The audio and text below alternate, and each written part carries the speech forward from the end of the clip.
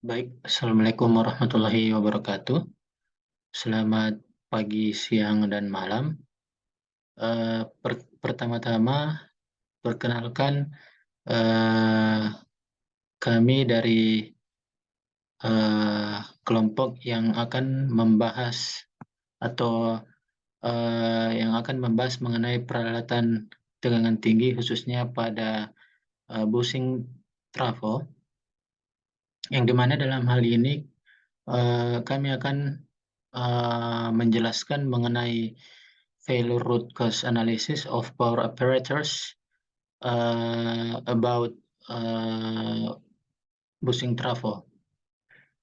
Sebelumnya, di sini saya eh, dua orang. Yang pertama saya sendiri, nama saya Wahyaung Ramadan Amiruddin. Kemudian rekan saya Bintar Yudo Sadewo yang nantinya akan melanjutkan penjelasan mengenai materi yang kami bawakan. Baik, langsung saja kita ke slide pertama. Nah, eh, sebelum kita memasuki pembahasan inti mengenai apa-apa saja asesmen atau eh, teknik untuk menganalisis suatu busing trafo, di mana nantinya kita akan menganalisis atau melakukan pengujian dari masalah-masalah yang ada pada busing trafo. Alangkah baiknya kita mengetahui terlebih dahulu apa itu root cause analysis atau RCA. Jadi, root cause analysis yaitu suatu teknik yang digunakan dalam suatu perusahaan untuk membantu perusahaan tersebut mengetahui dan memahami dalam hal ini peralatan tegangan tinggi yang di mana adanya terjadi berbagai gangguan atau kondisi yang mempengaruhi baik faktor luar maupun faktor dalam dari peralatan tegangan tinggi itu sendiri. Jadi manfaat RCA ini, root cause analysis, yaitu yang pertama manajemen risiko.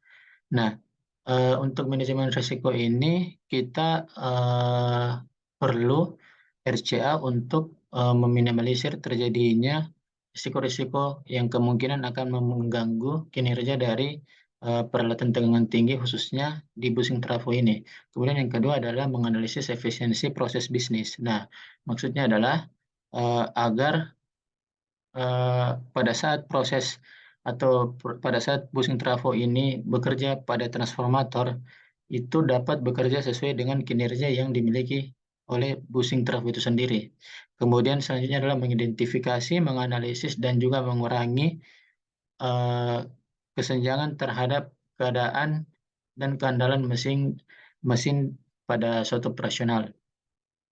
Nah, jadi kita dengan RC ini kita dapat mengidentifikasi, menganalisis, serta mengurangi masalah-masalah yang kemungkinan bisa terjadi pada saat busing trafo tersebut bekerja. Kemudian yang terakhir yaitu dapat membantu dalam menciptakan lingkungan dengan mendorong perbaikan berkelanjutan. Jadi maksudnya adalah dengan penggunaan busing trafo ini agar lebih environmental atau lebih eh, ramah lingkungan, maka dari itu kita juga perlu perawatan atau maintenance untuk bus intrafo ini agar tetap bisa membuat lingkungan tersebut menjadi kondusif. Nah, kemudian selanjutnya adalah eh, bagaimana atau step-step dalam kita menganalisis suatu eh, peralatan tegangan tinggi khususnya pada bus intrafo. Jadi yang pertama adalah kita harus mengidentifikasi terlebih dahulu masalah-masalah yang sering terjadi pada bus intrafo tersebut. Kemudian setelah kita mengidentifikasi masalahnya, maka dari masalah tersebut kita harus mengetahui apa yang membuat masalah tersebut bisa timbul. Itu atau apa akar masalah yang ada. Kemudian setelah kita mengetahui apa eh, pusat masalah tersebut, kemudian barulah kita mengumpulkan data-data apa saja yang perlu kita analisa atau identifikasi dari masalah yang ada. Nah, kemudian setelah kita mengumpulkan data, nah dari data-data tersebut kita harus mengetahui apa saja faktor-faktor yang bisa menimbulkan atau bisa memunculkan akar masalah yang terjadi pada suatu peralatan tegangan tinggi. Yaitu biasanya eh, terdapat beberapa teknik yang contohnya five whys, itu tanyakan mengapa. Kemudian ada drill down, itu membagi masalah menjadi bagian-bagian yang kecil agar lebih detail. Kemudian ada namanya pembentukan fishbone diagram, yaitu membuat bagan dan mencantumkan apa saja hal-hal pokok penting eh, utama yang membuat masalah tersebut bisa muncul. Dan kemudian yang terakhir adalah setelah kita mengakumulasi segala kemungkinan yang terjadi, maka eh, saatnya untuk menentukan solusi agar masalah-masalah yang telah terjadi tersebut kita dapat meminimalisir ataupun mendapatkan jalan yang lebih baik untuk dalam proses penanganan peralatan tegangan tinggi. Nah, kemudian adalah dari dari yang ingin kita jadikan root cause analysis di sini adalah busing trafo. Namun sebelumnya kita perlu mengetahui bahwa apa itu transformator. Jadi secara singkat, transformator adalah suatu peralatan tegangan tinggi yang digunakan untuk menaik turunkan tegangan yang dari PLN dinaikkan, kemudian akan didistribusikan kepada saluran transmisi ataupun juga saluran distribusi untuk diturunkan tegangan. Jadi untuk transformator ini ada namanya transformator step up untuk menaikkan tegangan dan juga transformator step down yang berfungsi untuk menaik turunkan tegangan yang dialirkan oleh PLN. Nah, kemudian dalam suatu transformator terdapat beberapa bagian atau penunjang penting. Salah satunya adalah busing trafo. Jadi busing trafo ini terdiri atau merupakan sebuah isolator baik yang berbahan silikon atau polimer, juga berbahan komposit atau tanah liat, yang dimana berfungsi memisahkan tegangan antara bodi transformator dengan keadaan luar atau faktor luar seperti adanya terjadinya surga petir atau short circuit lainnya. Nah, mungkin selanjutnya eh, sekian dari penjelasan saya. Nantinya akan dilanjutkan oleh rekan saya Bintar Yudo Sadewo untuk lebih detail membahas mengenai root cause analysis pada busing trafo. Sekian, Assalamualaikum warahmatullahi wabarakatuh. Ya, baik. Terima kasih atas presentasinya, Mas Wahyu Agung Ramadan. Sekarang eh, saya akan membawakan bagian selanjutnya, yaitu bagian fishbone dan juga root cause analysis. Sebelumnya, perkenalkan dulu, saya Bintar Yudo Sadewo dengan NIM 232222014. Terima kasih atas perhatiannya dari Pak Umar dan juga teman-teman sekalian. Baik, ya, kita lihat di sini ya, ada diagram fishbone. Diagram fishbone ini biasa disebut juga diagram tulang ikan karena memang bentuknya mirip tulang ikan ya. Ada sebutan lain juga diagram cause and effect atau diagram sebab akibat. Nah, diagram ini tuh diperkenalkan oleh Dr. Kaoru Ishikawa dari Jepang. Dia adalah seorang ahli pengendalian kualitas. Jadi diagram fishbone ini kita gunakan ketika kita itu ingin mengidentifikasi kemungkinan penyebab-penyebab dari masalah yang ada.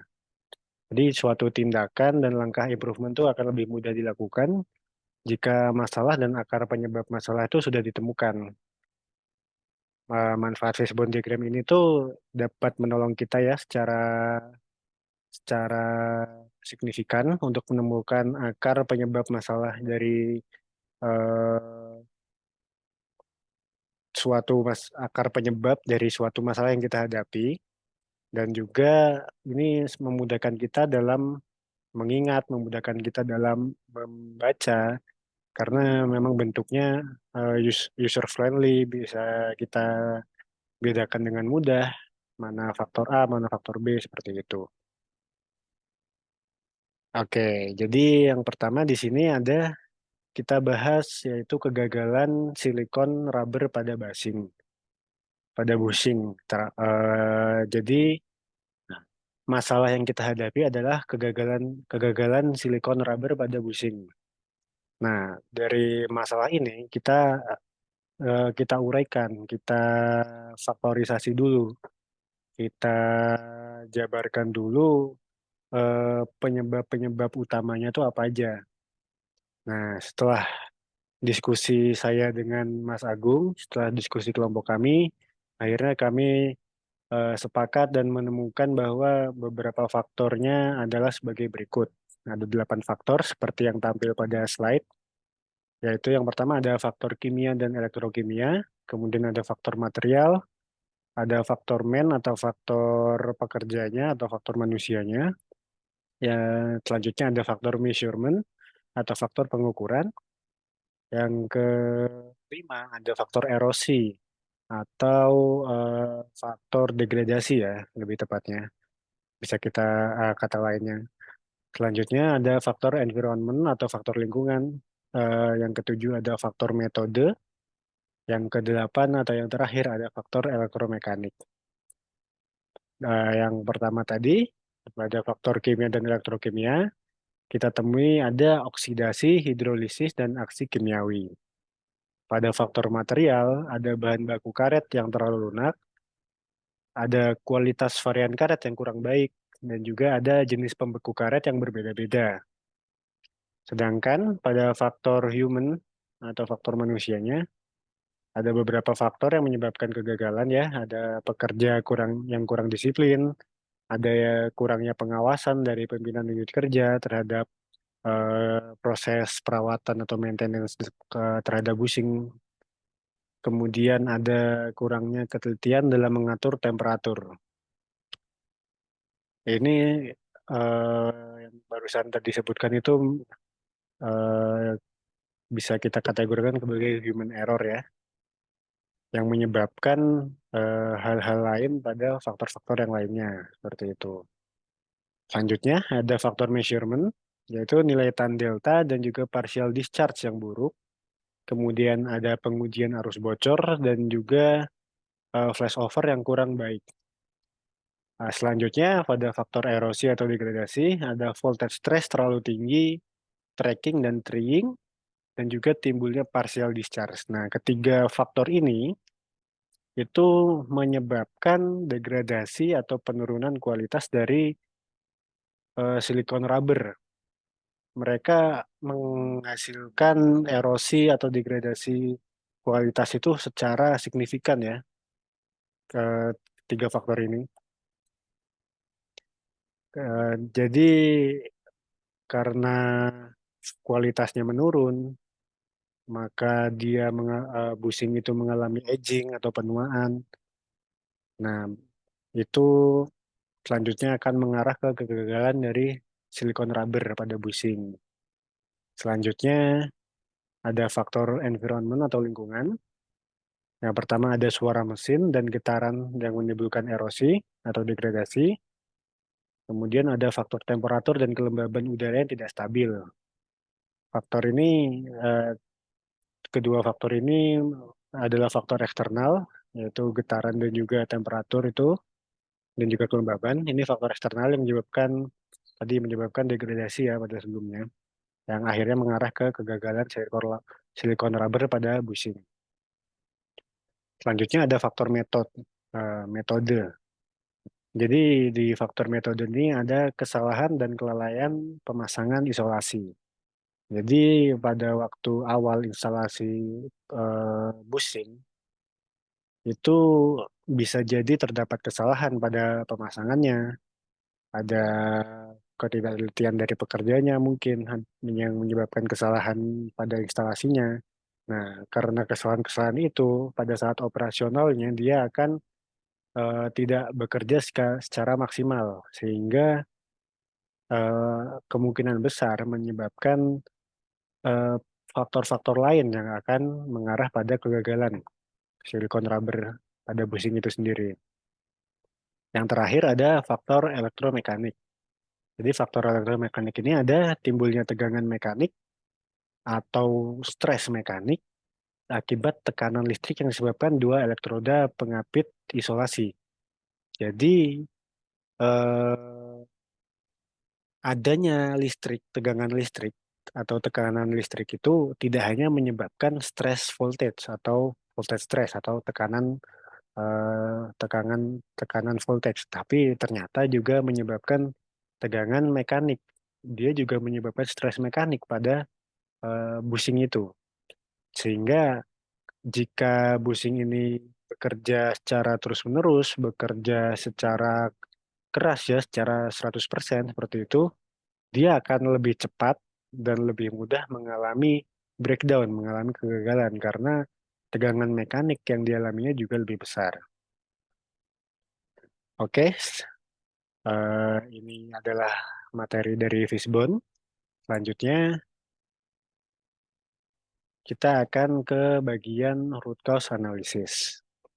Nah, dari diagram Fishbone yang telah dibuat eh, ke- itu diagram tersebut menunjukkan kegagalan yang terjadi di suatu peralatan tegangan tinggi, khususnya pada trafo di bagian busingnya yang terbuat dari silikon rubber.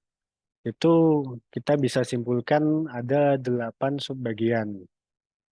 Ya, ini kita rangkum sebagai root cause-nya atau akar penyebab terjadinya kegagalan dari si busing silikon rubber tadi. Yang pertama kita dapatkan tadi ada material, di mana material ini merupakan bahan dasar suatu peralatan listrik yang dibuat untuk memberi performa serta penunjang utama bagi suatu peralatan listrik, khususnya isolasi dalam hal ini busing trafo. Jadi pemilihan material, kualitas material, dan juga kontrol perawatan material ini sangat penting terhadap terhadap kualitas degradasi kualitas dari busing trafo. Maka dari itu, alangkah baiknya dari awal kita harusnya memilih material yang baik dengan kualitas yang baik pula dan juga maintenance instalasi dari awal instalasi selanjutnya maintenance itu kita lakukan dengan sebaik-baiknya agar menjaga si isolasi busing ini menunjukkan performa yang maksimal, menunjukkan eh, umur yang semaksimal mungkin yang kita inginkan. Seperti itu. Selanjutnya ada faktor lingkungan. Dalam suatu perancangan atau pembuatan teknologi, tidak lepas dari faktor lingkungan yang ditimbulkan, misalnya suhu, temperatur, cuaca, yang dapat mempengaruhi kinerja dari isolasi tersebut pada saat beroperasi. Nah, lagi-lagi faktor lingkungan ini adalah faktor yang sangat penting ya. Jadi, di mana busing ini diletakkan, apakah akan diletakkan di trafo indoor atau trafo outdoor, itu akan sangat mempengaruhi umur dari busing ini secara keseluruhan. Tentu saja dengan kita meletakkan di trafo outdoor, dia akan terkena lebih banyak polusi, dia akan terkena lebih banyak cahaya matahari yang menyebabkan panas. Nah, hal-hal itu yang akan menyebabkan aging yang lebih cepat, penuaan yang lebih cepat. Bagaimana caranya kita menanggulangi faktor lingkungan ini? Sejauh ini memang faktor lingkungan ini tuh baru bisa kita tidak bisa kita preventif ya, lebih bisa kita rawat, lebih bisa kita lakukan maintenance kepada busing ini secara berkala. Jadi jangan sampai kita lalai untuk melakukan maintenance terhadap busingnya atau jangan sampai maintenance yang kita lakukan itu asal-asalan atau buruk kualitasnya seperti itu. Sehingga umurnya, umur busing yang kita kehendaki ini akan sesuai dengan hasil yang kita hitung, yang kita perkirakan seperti itu. Selanjutnya ada faktor metode. Jadi pengujian busing di kartu indik ini meliputi metode isolasi busing i- dan juga pengujian tan delta. Metode isolasi busing merupakan metode dengan memberi isolasi kertas khusus pada konduktor busing, sementara pengujian tan delta pada busing dilakukan agar mengetahui kondisi tahanan isolasi pada busing. Jadi penyebab, jadi kan metode ini adalah penyebab masalah kegagalan tadi ya. Jadi dalam melakukan metode-metode ini, dalam melakukan metode isolasi busing dan juga pengujian dan delta, itu kita harus mengusahakan bahwa pengujian-pengujian itu kita lakukan dengan sebaik-baiknya. Jangan sampai ada kesalahan, jangan sampai ada kesalahan prosedur, eh, kesalahan berupa kesalahan pengukuran, kesalahan parameter dan lain-lain yang menyebabkan bukannya kita memperbaiki kualitasnya atau menambah umurnya, jadi malah melakukan degradasi kepada kualitas si busing ini. Seperti itu. Jadi memang metode ini erat kaitannya dengan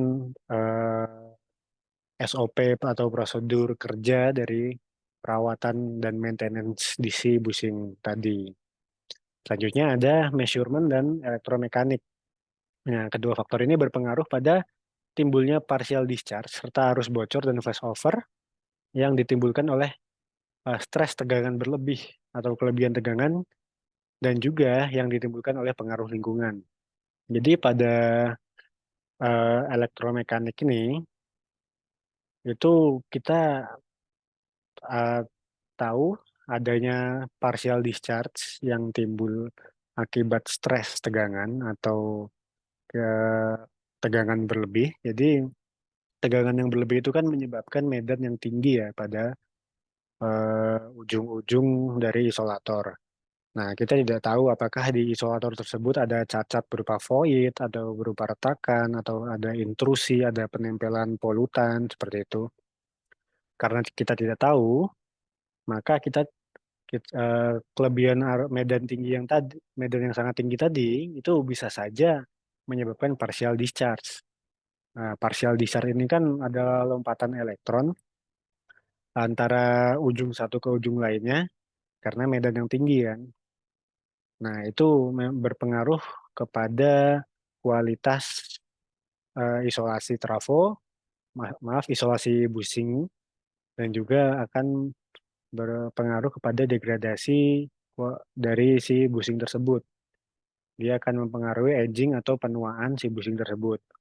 Sedangkan pada bagian measurement, ini erat kaitannya dengan partial discharge memang. Jadi kita kan pada sesi perawatan atau sesi maintenance dari isolasi ini kita akan melakukan pengujian, berbagai pengujian juga, berbagai pengukuran partial discharge, pengukuran arus bocor dan juga flashover.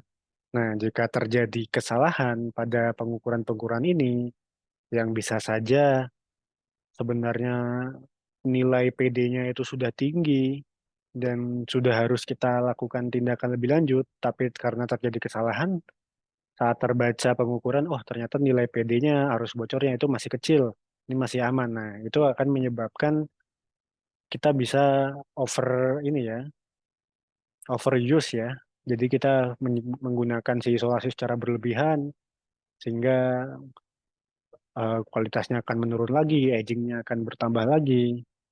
Maka dari itu measurement ini harus sangat diperhatikan. Jangan sampai kita melakukan kesalahan saat melakukan pengukuran parameter-parameter tadi ya. Selanjutnya ada kimia dan elektrokimia. Dan juga ada erosi atau degradasi. Nah, faktor-faktor ini, faktor kimia dan elektrokimia ini merupakan faktor kimiawi yang memberikan dampak buruk saat terjadi proses oksidasi atau hilangnya suatu zat dalam suatu material yang membuat material tersebut kelebihan elektron yang dapat mempengaruhi isolasi busing saat beroperasi. Nah, faktor-faktor kimia ini memang yang bagi kita seorang praktisi elektro itu memang jarang kita perhatikan ya. Jadi adanya oksidasi, adanya hidrolisis, dan faktor-faktor kimia lain tuh memang jarang kita perhatikan karena kita memang bukan dalam bidang tersebut, kita tidak expert dalam bidang tersebut.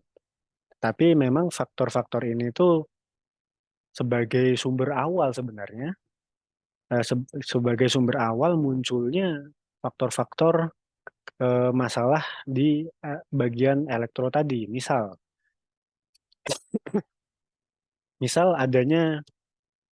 eh, adanya void atau adanya retakan akibat osmosis yang ditimbulkan oleh air. Nah, karena faktor osmosis itu, dia itu akan menyebabkan void-void void-void yang ada di dalam isolasi busing ini akan saling terhubung.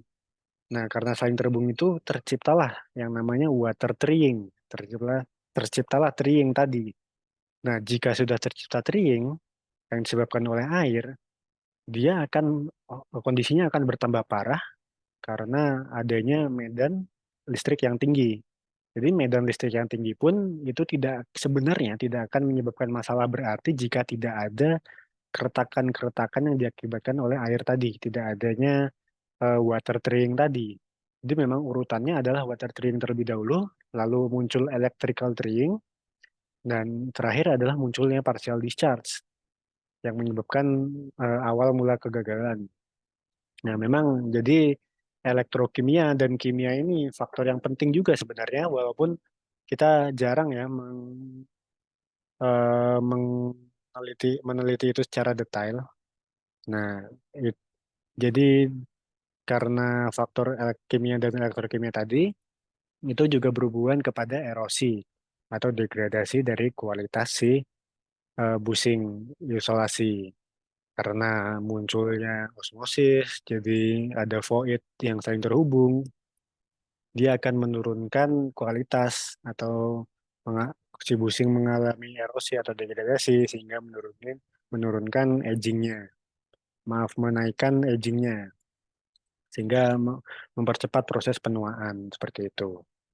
Yang terakhir kita ada faktor human atau manusia. Nah, dikarenakan suatu peralatan listrik ini harus dapat di maintain atau dirawat dengan baik agar performa dari busing tersebut dapat terus bekerja dengan maksimal dan sesuai harapan. Namun pada realitasnya, kenyataannya dikarenakan aktivitas yang padat ataupun kegiatan lainnya yang membuat eh, para teknisi, engineer itu tidak punya waktu atau tidak menyempatkan waktunya untuk memperhatikan eh, isolasi ini secara berkala. Padahal perawatan secara berkala ini sangat-sangat penting untuk isolasi ini. Terlebih lagi mungkin pada beberapa lokasi yang sulit dijangkau ya. Misal ada lokasi busing di transmisi di atas gunung. Itu kan sangat sulit dijangkau. Sehingga ada kemungkinan besar periode perawatannya akan diperpanjang dari yang tadinya 2 bulanan jadi 6 bulanan atau bisa jadi bahkan menjadi 1 tahun.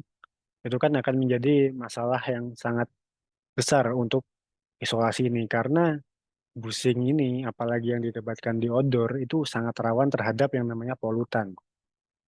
Polutan ini berupa debu-debu ya, biasanya debu-debu yang menempel pada isolasi busing, pada piringan busing itu.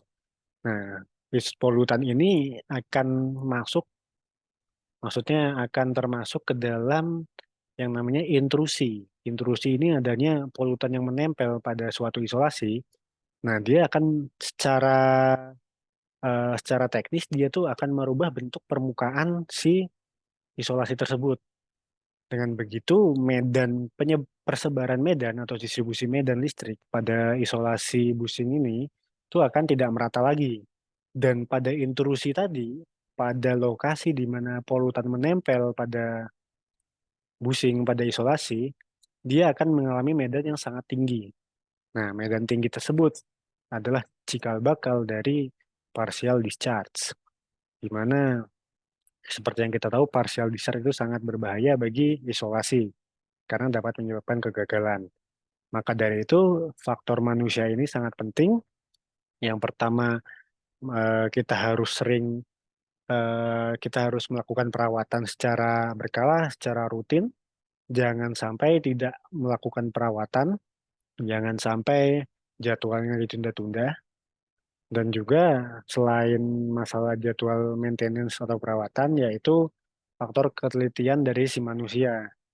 Nah, walaupun kita maintenance secara rutin, secara berkala, tapi pada proses perawatannya, proses maintenance-nya itu manusianya tuh lalai. Manusianya tuh melakukannya secara asal-asalan. Oh, kita mungkin ada seseorang atau suatu oknum yang asal mengambil data, asal melakukan pengukuran. Oh, kita ambil aja nih PD-nya. Gampang tinggal pencet ini, taruh ini, pasang ini. Udah ambil, oh jadi. Nah, itu dapat menyebabkan kesalahan ya pada data yang diambil karena kurang telitinya si manusia.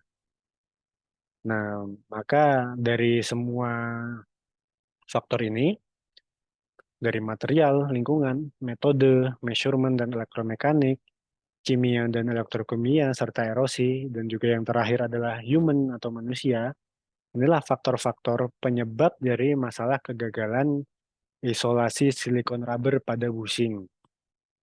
Dan juga faktor-faktor ini penyebab masalah yang harus kita cari solusinya, yang harus kita tanggulangi. Jangan sampai kita sudah menemukan faktor-faktor penyebab masalah ini, namun kita tidak melakukan langkah-langkah preventif, langkah-langkah mitigatif seperti itu. Maka dari itu, faktor-faktor ini adalah sangat penting untuk eh, kuali- kualitas keberlangsungan operasi dari isolasi busing. Dan juga bagian ini root cause analysis menutup dari presentasi kami hari ini. Saya mewakili Wahyu Agung Ramadan dan saya sendiri Bintang Rido Sadewo mengucapkan terima kasih atas perhatian Pak Umar dan juga teman-teman. Kurang lebihnya mohon maaf jika ada salah-salah kata atau salah penyampaian mohon dimaafkan karena beginilah manusia tidak lepas dari kesalahan. Wassalamualaikum warahmatullahi wabarakatuh.